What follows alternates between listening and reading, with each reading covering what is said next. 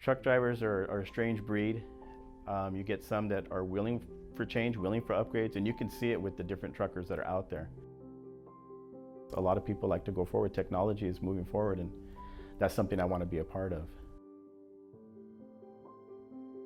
Even though the truck may be in robotic, we're still watching it. We're still controlling it. We're there to make sure nothing bad is going to happen. I've seen trucks, the damage they can do, not only to other vehicles, but to the occupant of the truck itself.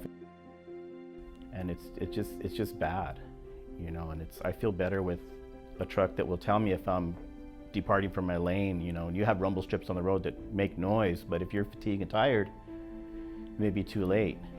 These trucks will beep at you and alert you and do all these kind of things to let you know.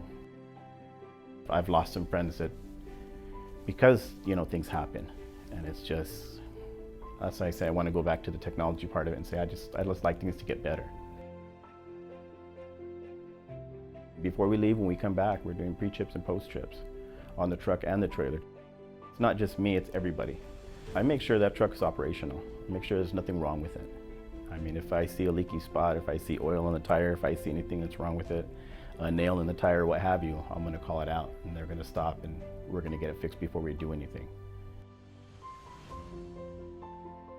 I like to be part of something, and it's just something that I want to see later on, you say, in you know, as time goes on, like my grandkids will look and say, hey, my grandpa drove that truck that drives by itself. He started that, and that kind of excites me. So.